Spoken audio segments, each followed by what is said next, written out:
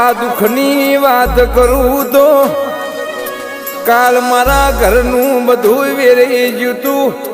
આ વેરેલું મારી જોગ માયાએ ભેડું કરી આલ્યું છે. એ મારી હાઉ નાની નગરીના રાજવીરાઓ કે આજની તારીખ માયામાં ઘેરથી નીકળીએ એટલે હારા હારા એ ભલભલાની ચાર ઓછો થઈ જાય છે. હારા હારા જોતા રહી જાય.